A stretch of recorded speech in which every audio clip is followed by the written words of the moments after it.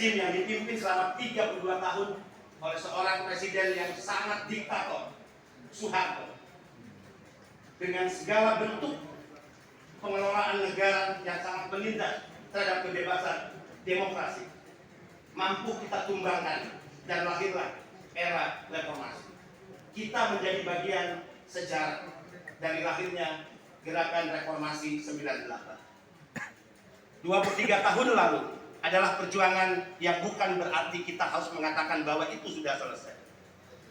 4 musuh utama Barikade 98 sudah kita tetapkan bersama. Pertama adalah cendana, yang hingga hari ini setelah kekuatan Orde Baru kita tumbangkan, kekuatan cendana masih hidup dan berupaya untuk bangkit dan kembali ke panggung kekuasaan. Mereka juga dalam Pilpres 98 yang memotori, yang bahkan memodali kerusuhan atas nama penolakan hasil demokrasi pemilihan presiden pemilu 2019. Yang kedua adalah oligarki Orde Baru, sebuah kekuatan yang hingga hari ini juga tidak mengenal kata mati dan berupaya untuk terus bangkit kembali. Yang ketiga adalah pengusaha hitam, kekuatan kartel ekonomi yang sejak Jokowi berkuasa dan memimpin negara ini, mereka tidak memiliki kesempatan untuk menjarah, merampok semua sumber daya alam yang seharusnya dikuasai oleh rakyat, tapi 32 tahun selama Orde Baru dikuasai oleh kartel ekonomi yang didukung penuh oleh kekuatan Orde Baru dan cendana. Yang keempat adalah HTI dan jaringan, sebuah kekuatan yang akan menjadi musuh laten kita.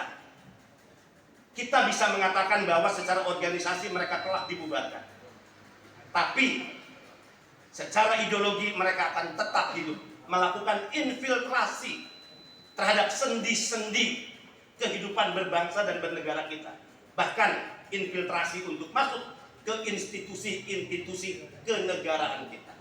Kita tidak boleh lengah, kawan-kawan.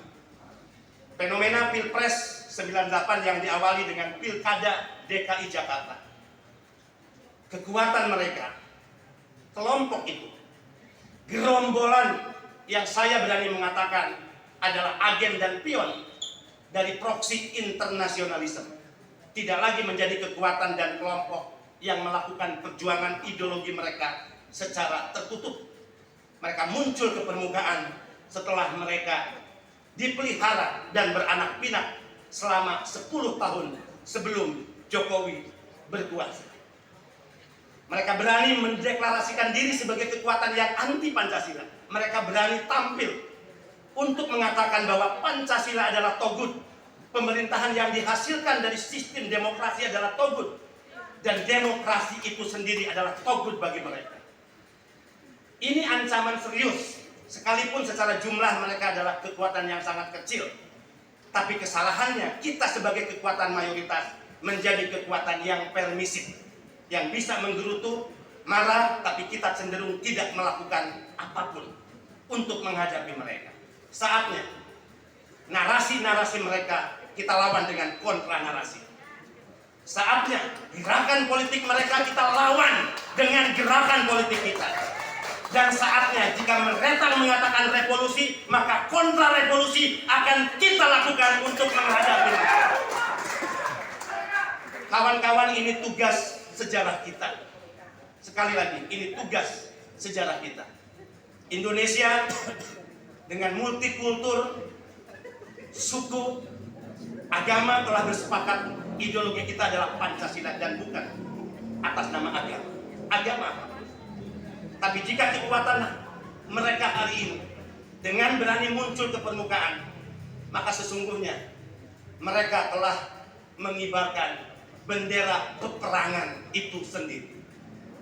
Jadi hal yang keliru jika kita yang melahirkan reformasi 98, jika kita yang bertanggung jawab atas sejarah perjalanan perjuangan reformasi 98, demokratisasi dan cita-cita bernegara ini, kemudian kita mengambil sikap diam dan tidak melakukan apapun.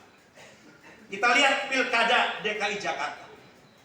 Berawal dari seorang tokoh dan anak bangsa yang bernama Ahok. Hanya karena dia seorang Nasrani. Hanya karena dia seorang etnis Tionghoa. Hanya karena dia bermata sipit. Kemudian Ahok dikafirkan. Dan seolah-olah tidak memiliki hak sedikit pun untuk menjadi pemimpin di DKI Jakarta dan di negara ini. Kita harus berani mengatakan, Jakarta ibu kota negara pernah dipimpin oleh seorang anak bangsa yang beragama Nasrani dan berasal dari Sulawesi Utara, Bapak Hens Ngantung. Dan di saat itu tidak ada penolakan sedikit pun yang dilakukan oleh siapapun dan mengatasnamakan apapun. Artinya, kita bersedia dan siap menerima siapapun yang memimpin negara ini. Bahkan pemimpin di daerah-daerah ini, sepanjang mereka memiliki komitmen untuk menciptakan keadilan bagi siapa. Kita tidak akan pernah mempersoalkan dia beragama apa. Kita tidak akan mempersoalkan dia dilahirkan di mana. Dan kita tidak akan mempersoalkan dia bersuku apa. Komitmen ini yang harus kita jaga. Kelompok-kelompok itu semakin liar dan gerombolan-gerombolan itu semakin nyata nampak ke permukaan. Mereka adalah serigala-serigala yang suatu saat akan menerkam dan membunuh kita. Satu kebodohan jika kita tetap tertidur lelap. Kita tidak melakukan apapun dan kita tidak mengambil sikap untuk menghadapi mereka dengan cara yang kita miliki. 4 musuh barikade 98 adalah bagian dari deklarasi kita, proklamasi kita, bahwa kita kekuatan mayoritas, bahwa kita kaum nasionalis tidak akan lagi untuk berdiam diri membiarkan republik ini dicabik-cabik oleh mereka yang selalu mengatasnamakan agama yang sesungguhnya untuk kepentingan politik itu sendiri.